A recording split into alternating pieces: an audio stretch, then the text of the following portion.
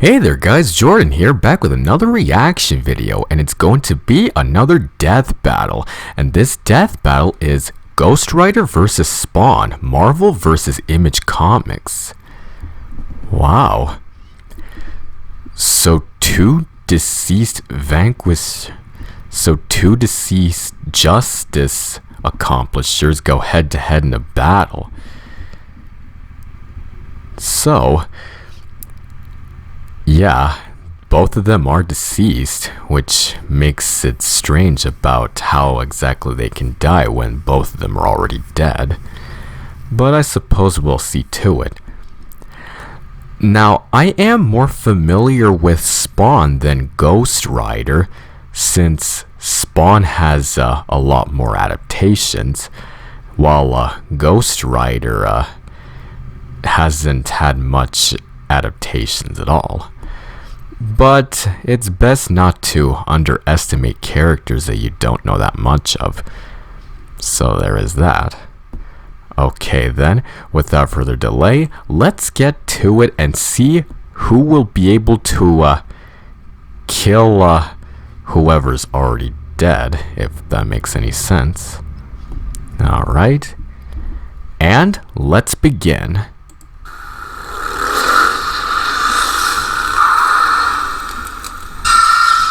Ooh. Ghost Rider versus Spawn, the Spirit of Vengeance versus the Dark Angel of Armageddon. He's with his boomstick, and it's our job to analyze their weapons, armor, and skills to find out who would win a death battle. Alright, first up, Ghost Rider. Johnny Blaze has always been a man possessed, chasing the thrill of certain doom by performing death-defying stunts. Following the example of his adoptive father, Crash Simpson. Until the day Crash lived up to his name and got cancer, heartbroken, and without enough Wampa fruit to save him, Johnny turned to the only thing that could, chemotherapy. Oh man. To cure Crash's cancer, Johnny sold his soul to Mephisto, king of the 8th layer of hell. Man. Crash to actually live up to his name right after. But oh boy. Up Johnny's soul, Mephisto had something else in mind. He Which bound is Johnny to an instrument of divine wrath, Zerathos, the Spirit of Vengeance. So Johnny Blaze lived up to his name and burst into hellfire. Wow. That skeleton biker with a sick-ass hug. The 5th scariest Nick Cage performance. Oh yeah, the Nick Cage film. Himself, the Daredevil. Sorry, Johnny. That's yeah. Then how about the Ghost Rider? Sure, we definitely didn't forget that we named the character the same thing only 5 years earlier. All you, the Ghost Rider was bad. Okay then. Alright, background. Real name, Jonathan Johnny Blaze. Height, 188 centimeters, 6'2". Weight, 99.8 kilograms, 220 pounds. Former stunt cyclist, bound with Zerathos, the Spirit of Vengeance. Former King of Hell. Fellow Ghost Rider alongside Danny Ketch and Robbie Reyes. Okay, so Johnny Blaze is not the first Ghost Rider, but he is the most recognizable Ghost Rider. And man, selling your soul to save your father with a terminal illness? Man, I guess this kid didn't want to lose his adoptive father, since he never knew his real father. But yeah, it would make sense why he would stick to his motorcycle, because stunts are his specialty. But stunts may not always have the best outcomes, because there are some tragic results when it comes to performing dangerous stunts.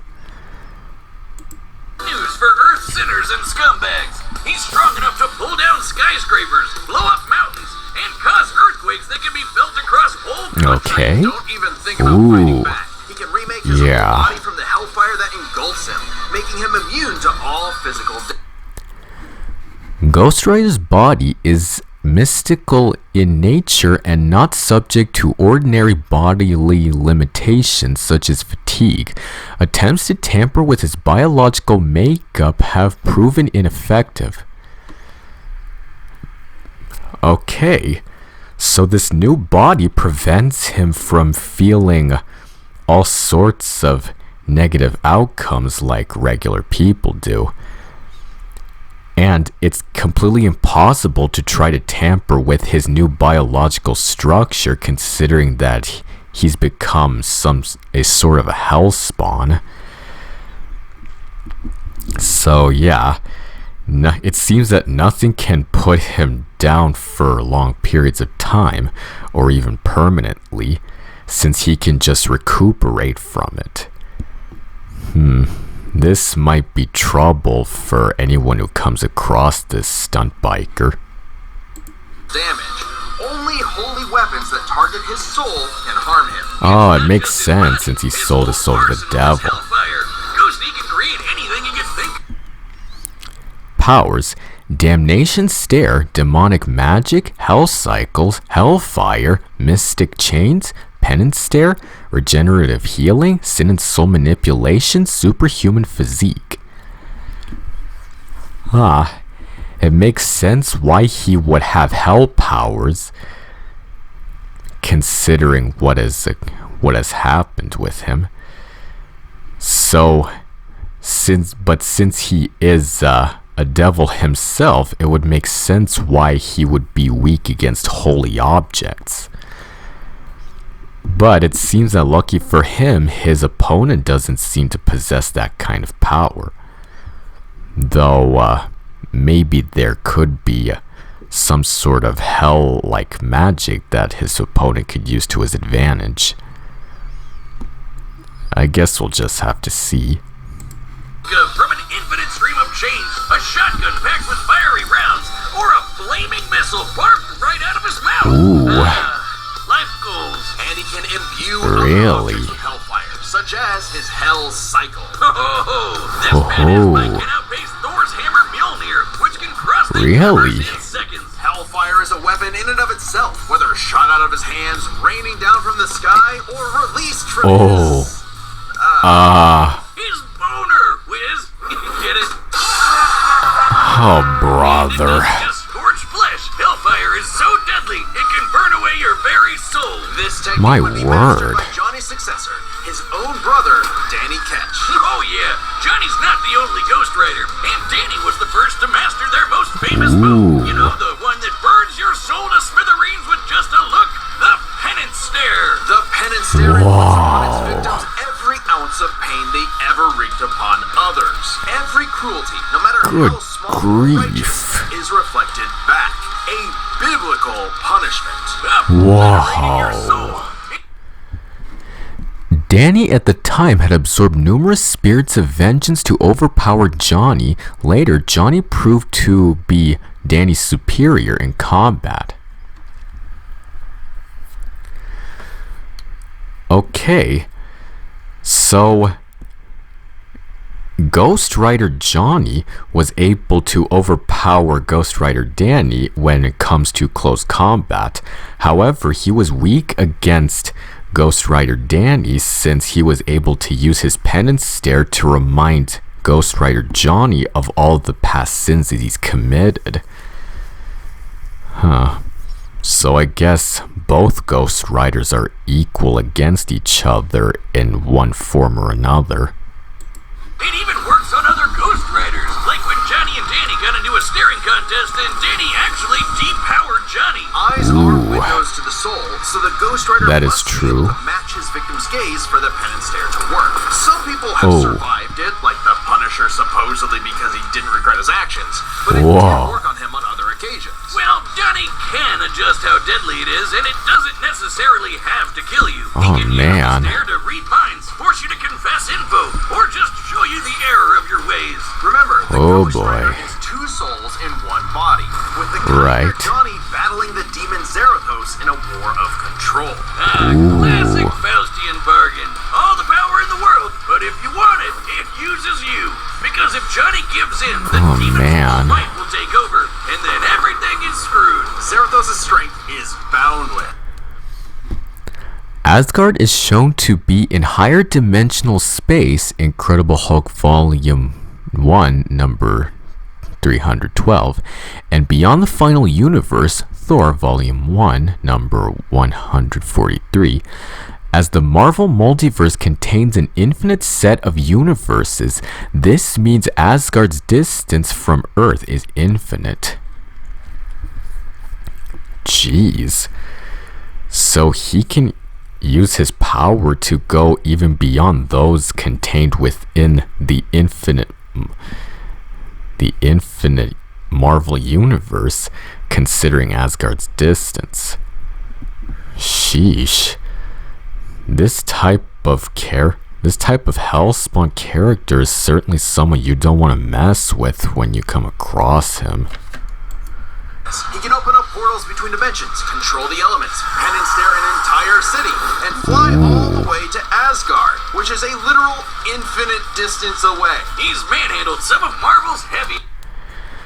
Zarathos, source of Ghost Rider's powers, demonics physiology, nature manipulation, magical energy manipulation, other hosts, Alejandra Jones, the Hood, a single mother, Skirmir, Danger, Craven, and a brood, possibly an angel?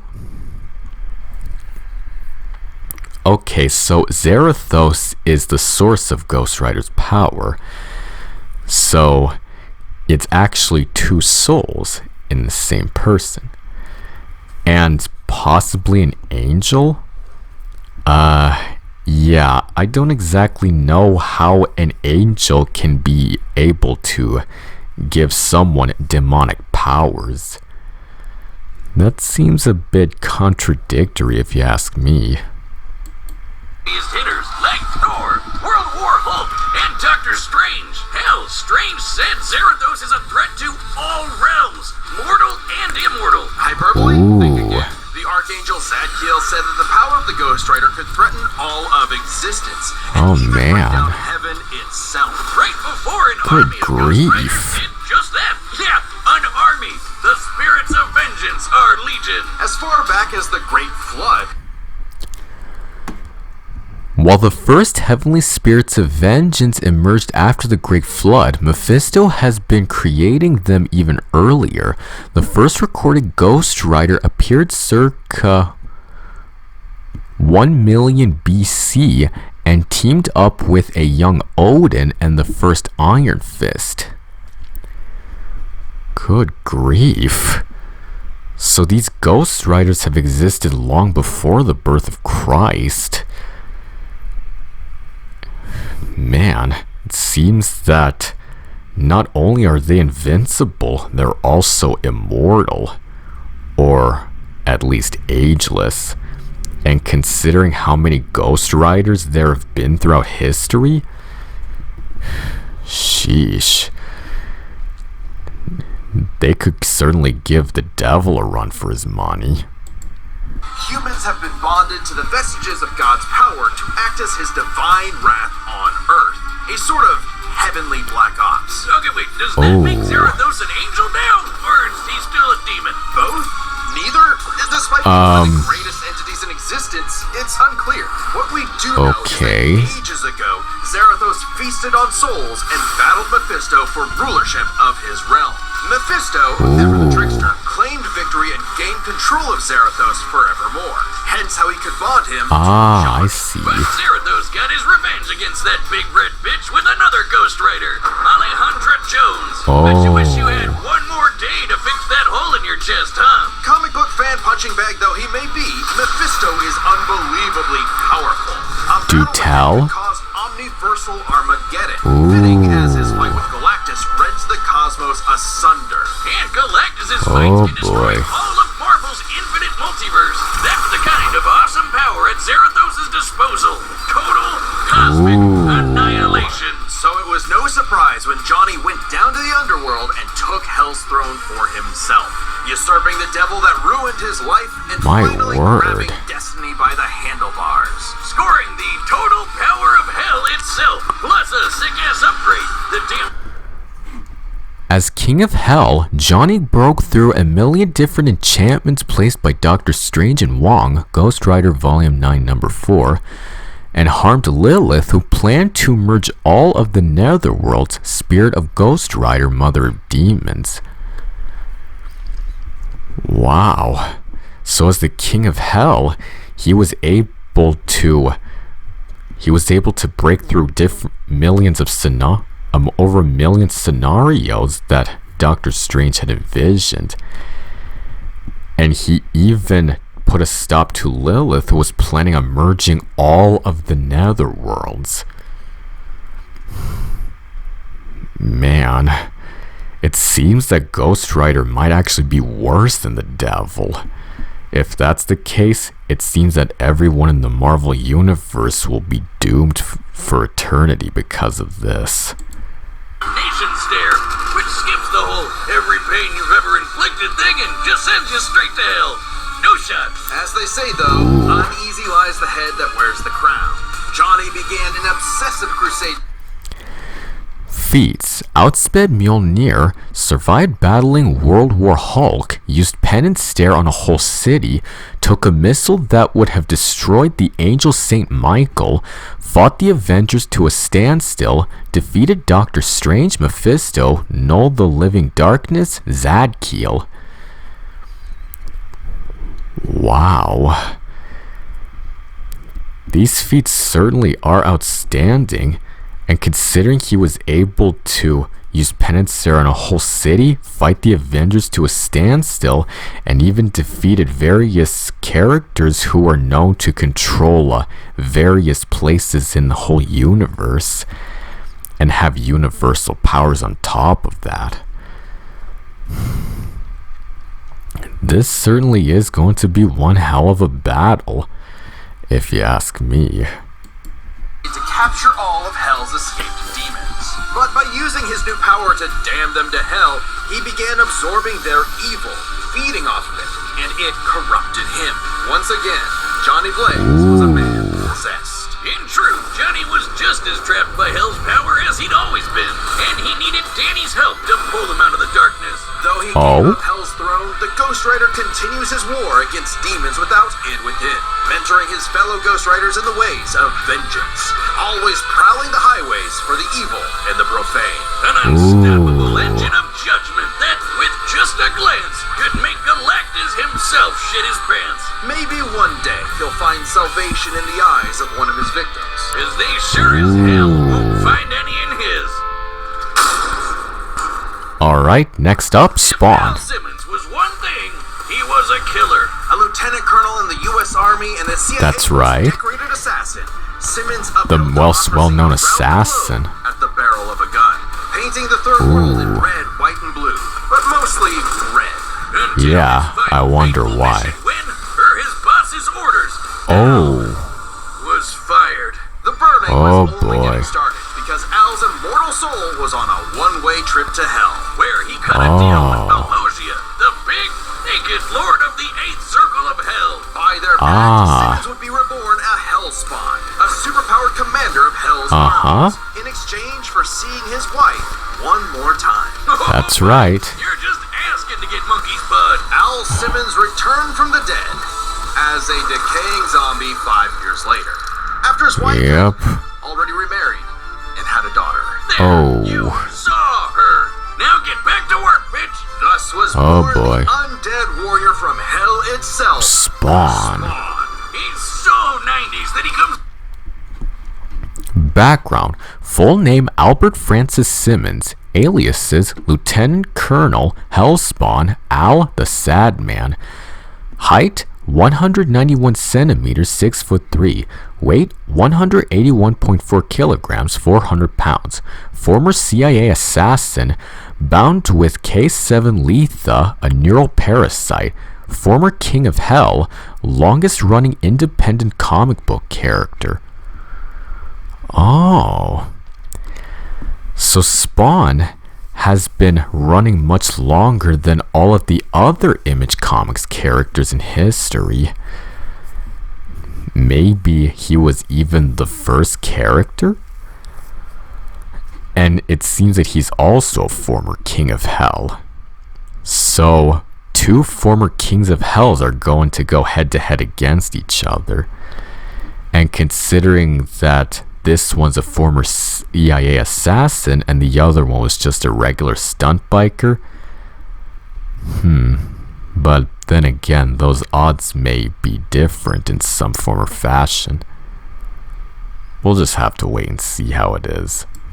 All the way back around to being the coolest thing ever.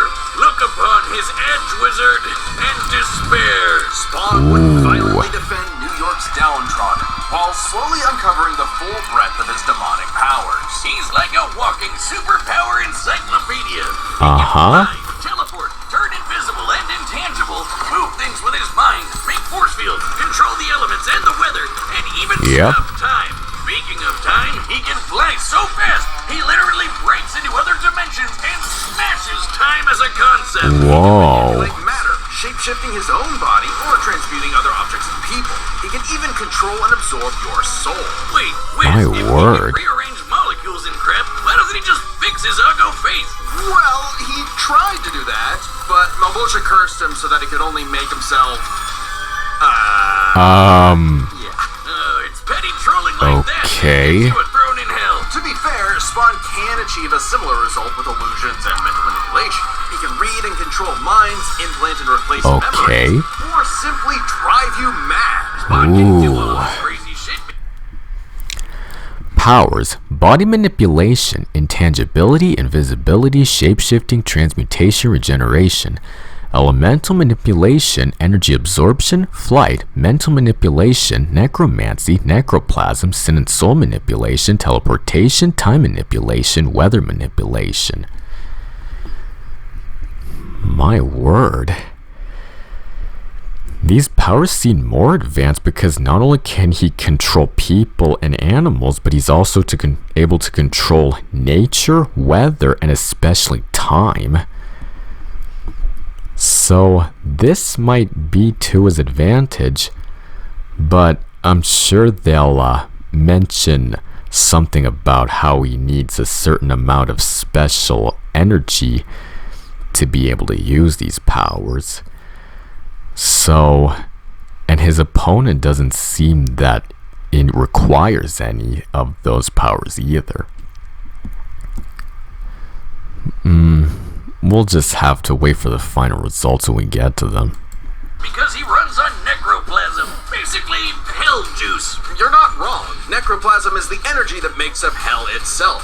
Al's undead body is composed of 400 pounds of it. He can wield it like an energy blaster empowered by the sins of others. Spawn can absorb your evil and feed off of it. By simply walking on Earth, Spawn feels all of humanity's pain all at once. He's even absorbed the sins of 8 million New Yorkers instantly, cleansing them of their evil. Like Jesus. My word. Or he can do the reverse and make you experience the full weight of your own sins. Good grief. Every bit of pain you've ever inflicted on others over your whole life. Like some sort That's insane. Necroplasm comes with a catch. Yeah, he's got a limited amount of stuff, that. and it drains every time he uses his powers.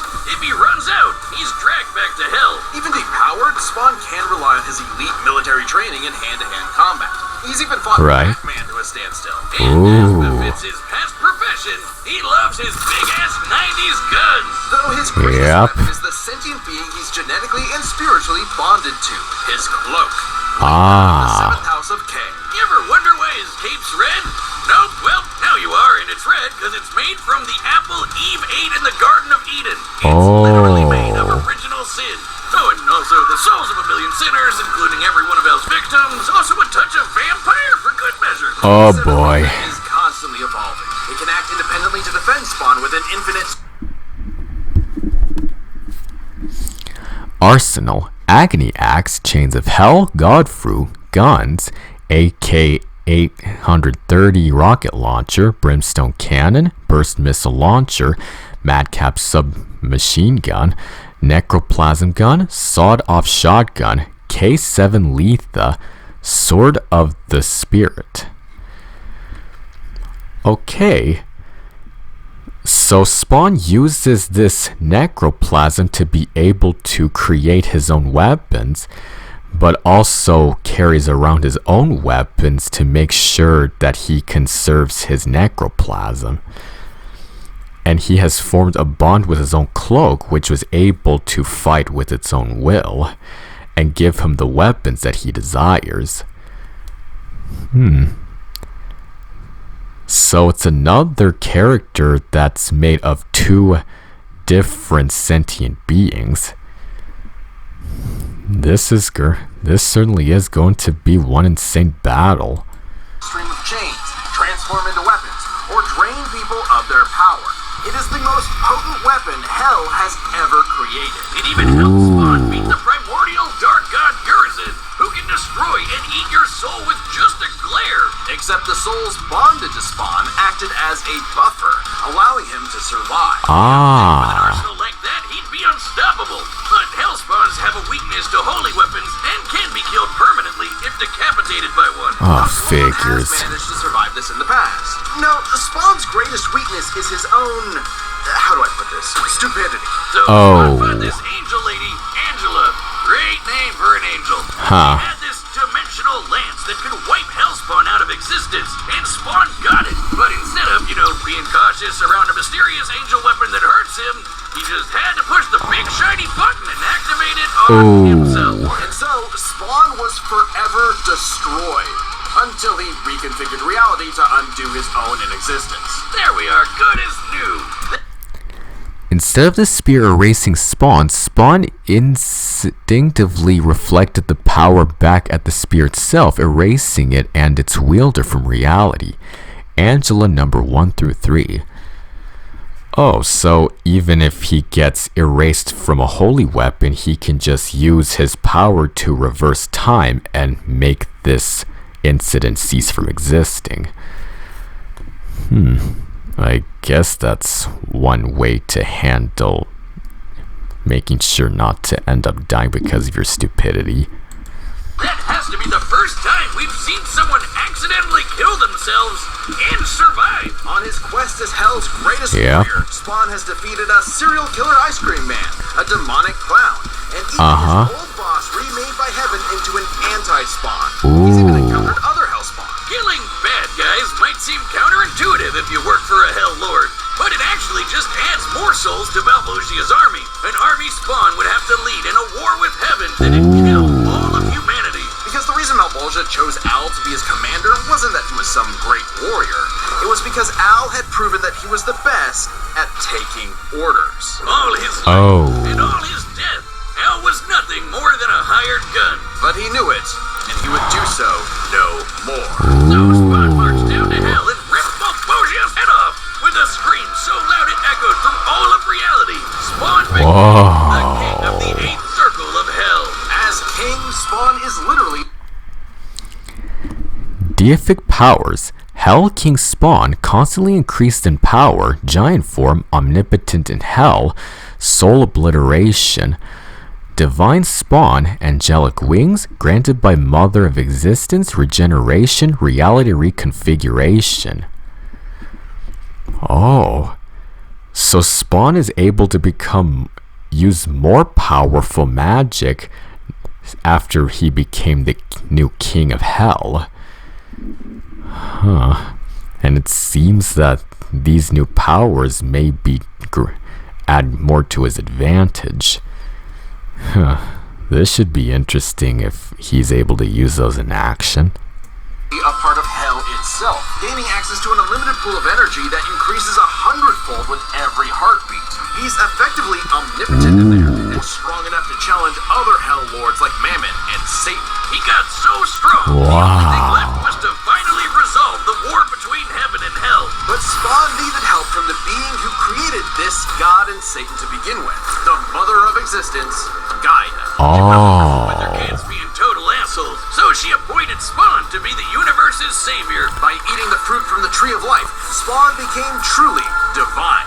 Capable of battling God, fruit from the Tree of Life, Spawn became truly Gaia. She wasn't cool with with her kids being total assholes, so she appointed Spawn to be the universe's savior. By eating the fruit from the Tree of Life, Spawn became truly divine, capable of battling God and Satan in a stalemate for eternity that extinguished all life on Earth. And each of them are powerful enough to create. The 10 hells and 7 heavens consist of infinite layers. Each circle of hell is infinite in size, with each one separated by an infinite distance. Spawn number 51, Spawn number 53. Likewise, every layer of heaven is infinite, existing within different time continuums. Spawn number 26, Spawn 98. So he's able to go against these types of gods and demons and is able to withstand them, considering that the circles of the hell and heavens consist of infinite layers, and he's able to wipe out each one of them with no sweat at all. Sheesh, now that's what you call overkill. And control infinitely sized universes. Spawn broke the stalemate by letting God and Satan destroy him, only for Gaia to separate the two from the reality they threaten. Then, just like that time with the lance, Spawn respawned and recreated the Earth. Boom, good as new. Finally freed of the weight of Feats. Recreate the entire world, closed all the dead zones created by God, tore a hole in the space-time continuum, survived and rewrote his own unexistence, stated to be the strongest Hellspawn, matched God and Satan in divine form, defeated Malbolgia, Satan, Mammon, Urizen, Anti-Spawn, Violator. Good grief.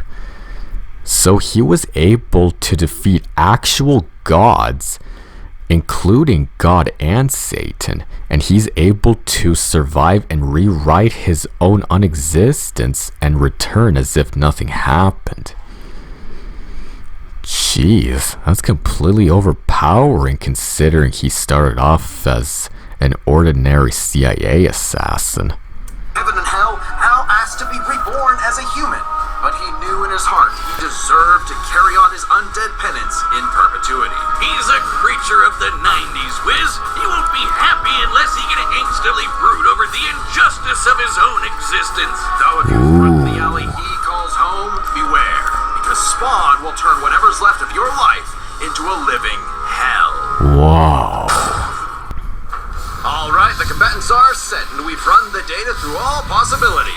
It's time for one hell of a death battle! Let's get started. Ooh. Nights like these drive men insane. Brimstone in the air. Awesome. Coming. If it wants a piece of me, it'll be hell to me. Ooh. Go back to the pit you squirmed from, Hellspawn. Make me. Oh boy, here we go. Ooh.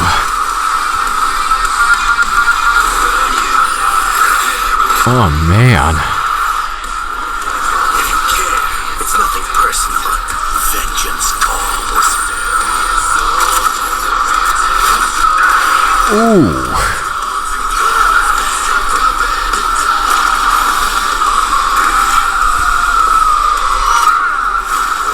Whoa. Fight like a bum. You've earned your damnation. Oh boy.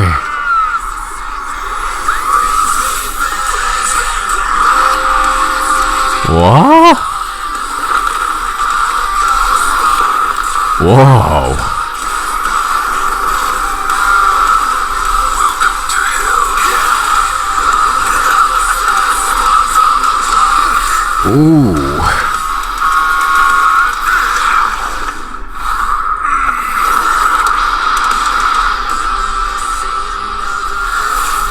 Be damned.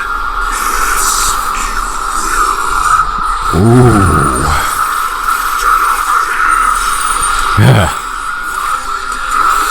Oh man.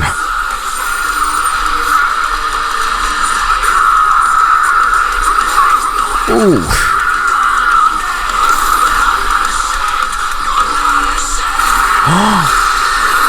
Oh. Investments of the holy cannot disguise your wickedness. God forbid. Oh boy. Now it's a real battle between heaven and hell.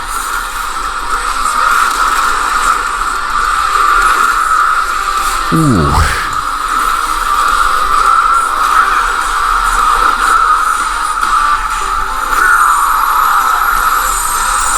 Ooh. Simmons, your sins are innumerable. I am here. Oh boy. Upon your soul. I eat sin for breakfast. Have a taste of your own. Ooh.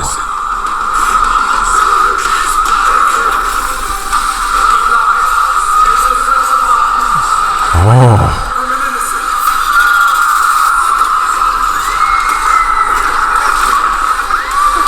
Wow.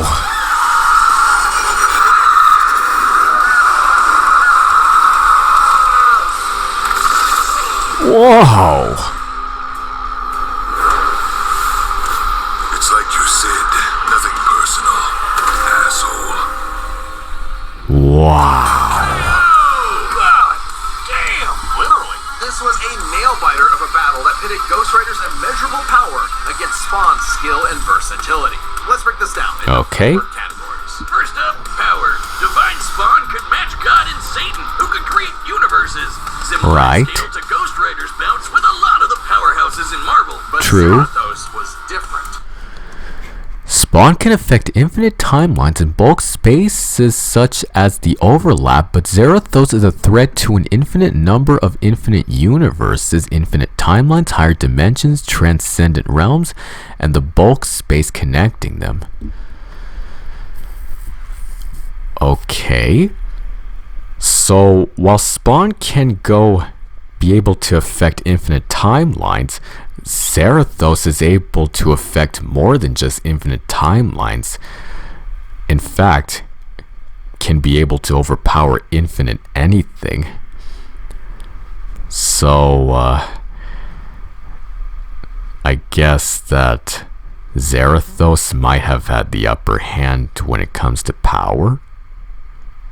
That's might be interesting to know.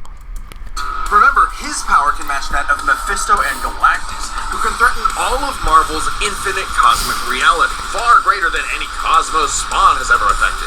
Even though Spawn's battled and defeated Satan in more recent comics, implying he's retained a level of power similar to his divine form, he couldn't match Zarathos in power alone. Ghost Rider may take power, but remember, Johnny actively resists Zarathos' influence, so Spawn needed that time in the fight to learn and adapt to Ghost Rider before he went full Blue Fury. And Spawn definitely had the edge in skill. He spent decades in military That's right. and is a master martial artist, whereas Johnny more so relies on his invincibility. The ultimate dream power for Johnny Blaze once claimed only God can destroy Ghost Riders permanently. However, as shown in Ghost Rider Volume 2, number 81, and Ghost Rider Danny Ketch, number 3, separating a spirit of vengeance from their host is fatal to the former, regardless of God's involvement. So even though Johnny Blaze was able to stay invincible as long as Zarathos is connected with him, if the spirit of vengeance is separated from his host, then the spirit will be dead, and as such, this host will once again be completely defenseless. So, it seems it's obvious that Spawn takes the win for that one. a stuntman. Even with his crazy powers, Ghost Rider was a lot more direct than Spawn, pretty much entirely focused on attacking the soul, which doesn't bode well for his versatility. Spawn can stop time, manipulate matter, turn intangible, control minds, warp reality. The Ghost Rider had a much more limited arsenal by comparison. Spawn had a huge advantage in this category. Okay. With his invincibility, way greater power, and the ability to scorch your soul to nothing, Ghost Rider could score the win through brute force, right? Not exactly. The last piece of the puzzle is their resistances. Basically, it was harder to kill. Spawn's constant main... Spawn has also twice survived the 4th layer of hell, which subjects the soul to its own sins, like the Penance Stare. Spawn number 51 and King Spawn number 27. So the Penance Stare has just as much power as the 4th layer of hell, and Spawn was able to survive that twice. So it seems the Penance Stare is nothing to Spawn, which is actually very frightening. Lining of humanity's collective sin and pain meant he could survive attacks on his soul, including the Penance Stare, just like he resisted a very similar attack from Urizen. Best of all, remember the time he rewrote reality to undo his own inexistence? Yes. There was nothing the Ghost Rider could do to overpower that. And that time with the lance wasn't planned, it was purely instinctual. He could replicate it any time he wanted, like in his fight with God and Satan. So how do you put Spawn down for good? Well, you can't. At least Johnny and Zarathos could. Unlike how Ghost Rider's soul has been vulnerable to attack before. Okay. The Penance Stare to depower Johnny. This sort of thing actually happens a lot. Mephisto claims stealing Ghost Rider's soul would be difficult, but only through trickery. In Ghost Rider 06, Danny stole spirits of vengeance from Ghost Riders worldwide, including Johnny. Johnny's soul has also been stolen from Moondark, Marvel Teen-Up Volume 1, number 91, and Centurious, Ghost Rider Volume 2, number 80. I see. So it seems that other Ghost Riders in different universes have had their power taken away. So Spawn has the upper advantage because there's no normal way to completely take away his power permanently. Yes, that's another point for Spawn in this regard. Even in recent comics, the whole reason Johnny and Zarathos are bonded in the first place is because Zarathos' soul was manipulated by Mephisto. And not only does Spawn have experience manipulating souls, he can replicate the effect of the Penance Stare itself. And just think about that. A Penance Stare on Zarathos would mean he's feeling the pain from every Penance Stare that he's ever done. A penance squared. The damnation Wow. on the other hand, actively helped Spawn, sending him to hell where he gets a literal infinite power boost. And it wasn't just Spawn's soul power. Rogue absorbing Zarathos allowed him to briefly control her, Uncanny Avengers Annual number 1, but Letha can control the soul, body, and mind of her host, Spawn number 233. Given Al constantly resists her, he could similarly resist Zarathos' control. Okay, so while Zarathos can control the host's body, Letha can be able to control the body, soul, and mind of the host at the same time. And Al was able to constantly resist all of that, meaning that Zarathos would be no problem to him whatsoever.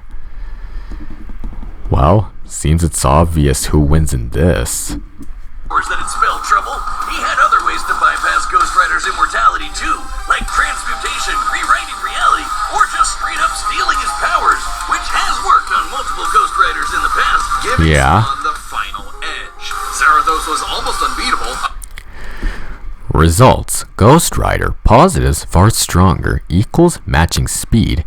Negatives incapable of killing Spawn, less versatile, vulnerable to being separated from Zarathos.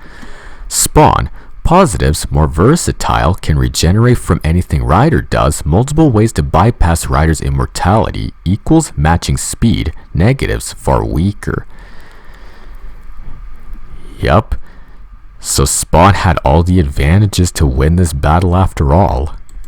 A massive power advantage, soul destruction, immortality, ability, but Spawn could counter everything thrown at him, and was too unkillable for Zarathos' strength advantage to matter in the long run against his crazier abilities. That was one hell of a fight, and at least Johnny went out in a blaze of glory. The winner is Spawn. Congratulations, Spawn. Death battle.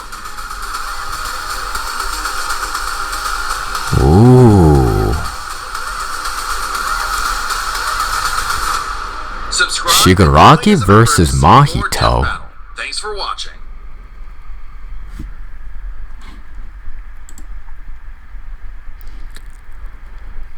Alright, everyone. So that was Ghost Rider versus Spawn, and Spawn became victorious. Just goes to show how one regular CIA assassin can be able to overpower any greater evil. And I am looking forward to the next death battle. It'll sure be one to make sure to be able to avoid any damage that those two will cause with whatever is around them, since they do destroy whatever they touch. Which should be interesting to see how the final results will be for that one. Alright, everyone, thank you all for watching, and I will see you all next time.